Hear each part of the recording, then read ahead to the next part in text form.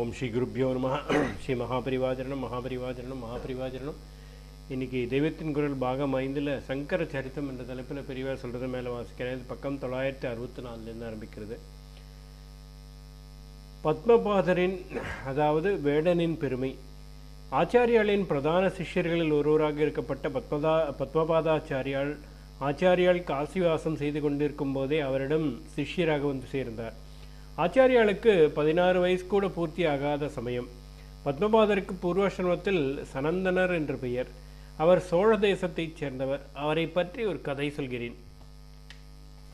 தம்மூரில் இருந்த காலத்தில் அவருக்கு ஒரு பெரியவர் நரசிம்ம மந்திரோபதேசம் பண்ணினார். நன்றாக ஜபம் பண்ணி சித்தி பெற்று நரசிம்மமூர்த்தியை தரிசிக்க வேண்டும் என்று அவருக்கு ஆசை உண்டாயிற்று. அகத்திலிருந்து புறப்பட்டார். ஏகாந்தமாக ஒரு மலையின் உச்சியில் இருந்த காட்டுக்கு போய் தபஸ் பண்ண உட்கார்ந்தார். ஒரு வேடன் வந்தான். ஐயா, ஏன் பாவம் இங்கே வந்திருக்கிறார் என்று நினைத்தான். அவரிடம் வந்து, எங்கள் மாதிரி பலசாலியான வேடர்கள் இங்கே வேட்டையாடி பிழைப்போம். பூஞ்சை பிராமணன் உனக்கு இங்கே எதுவும் கிடைக்காமல் கஷ்டப்படுவாய், எதற்கு வந்தே என்று கேட்டான்.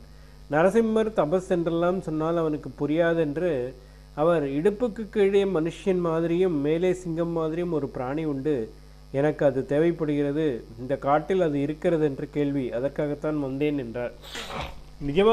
நிஜமாக சொல்லு ஐயரே, அப்படி ஒரு மிருகம் இங்கே இருக்கா? இந்த காட்டிலே நான் பார்க்காத இடமோ எனக்கு தெரியாத மிருகமோ ஒன்றுமே கிடையாது. வேடர்களிலேயே என்னை போல இன்னொருத்தன் கிடையாது. ஆனால் நீ சொன்ன மாதிரி மிருகம் என் கண்ணில் பட்டதே இல்லை. நீ சொல்வது மட்டும் நிஜமென்பாயானால் அதை நான் பார்க்காமல் விடுவதில்லை.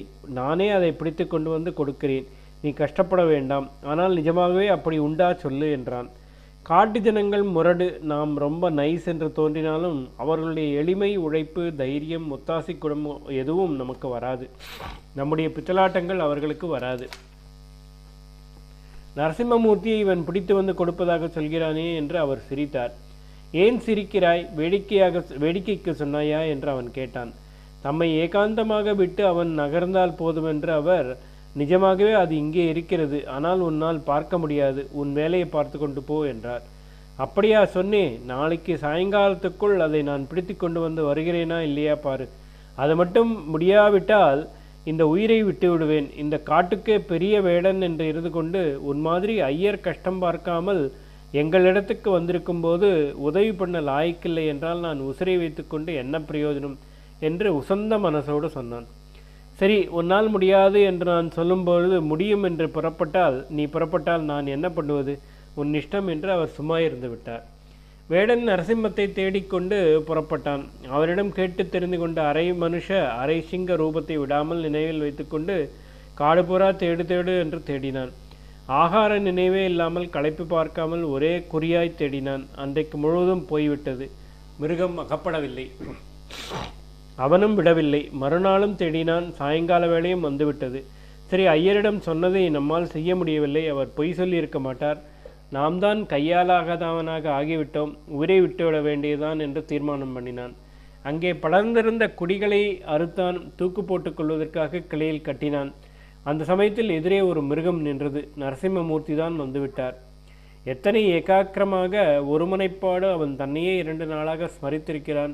சத்திய வாக்கிய பரிபாலனத்திற்காக எப்படி பிராணத்தியாகமும் பண்ணி துணிந்து விட்டான் என்பதில் சந்தோஷித்தே நரசிம்மசுவாமி தரிசனம் கொடுத்தார். ஐயர் சொன்ன வர்ணனைப்படியே மிருகம் இருந்ததை பார்த்ததும் அவனுக்கு ஒரே சந்தோஷமாயிற்று. பாழும் மிருகமே, நீ அகப்படுவதற்கு இத்தனை பாடாப்படுத்தினாய் என்று சொல்லி தூக்காக போட்ட கொடியை அவிழ்த்து அதனால் நரசிம்மத்தை கட்டினான். சுவாமியும் அவனுக்கு கட்டுப்பட்டு நின்றார். கட்டுப்பட்டு என்றால் 2 அர்த்தத்திலேயும் தான். கரகரவென்று நரசிம்மத்தை இழுத்து கொண்டு அவன் சோழ தேச பிராமணனிடம் வந்தான். ஓய் பாரும், இதுதானே நீர் சொன்ன மிருகம் என்று கேட்டான். இவன் காட்டினானே தவிர அவரால் பார்க்க முடியவில்லை. அதாவது நரசிம்மசுவாமி அவருக்கு காட்சி கொடுக்கவில்லை. அவனானால் இந்தா பிடிச்சிக்கோ, உனக்காகத்தான் கொண்டு வந்தேன், ஓட்டிக்கொண்டு சுகமாக ஊருக்கு போ என்றான். அவருக்கு துக்கமாக வந்தது. ஹீனனான வேடனுக்கு தெரிகிறாய், எனக்கு தெரிய மாட்டேன் என்கிறாயே என்று சுவாமியிடம் நொந்து கொண்டார். அப்பொழுது அசரீரி வாக்கு உண்டாயிற்று. கோடி வருஷம் ஸ்வரூப தியானம் பண்ணினாலே ஏற்படக்கூடிய சித்த ஐகாக்கிரியம், அதாவது ஒருமுனைப்பாடு இவனுக்கு ஒரே நாளில் உண்டாயிற்று. பசி நித்திரை இல்லாமல் எங்கே சுற்றினாலும் ஒரே தியானமாக இப்படி பிராணனை பந்தயம் வைத்து சாதனை பண்ணினவராக எந்த ரிஷியும் இல்லை. இந்த மகாபக்தனின் சங்கம் உனக்கு ஏற்பட்டதால் தான் தரிசனம் கிடைக்காவிட்டாலும் கர்ஜனையும் இப்பொழுது இந்த வாக்கும் கேட்கிற பாக்கியமாவது கிடைத்தது. இதனாலேயே மந்திர சித்தியம் பெற்றுவிட்டாய். உனக்கு அவசியமான காலத்தில் வந்து ஆக வேண்டியதை அனுகிரகிப்பேன் என்று பகவானின் வாக்கு சொல்லிற்று. ஓம் ஸ்ரீ குருப்யோ நமஹ. ஸ்ரீ மகாபரிவாஜனம் மகாபரிவாஜனம் மகாபரிவாஜனம்.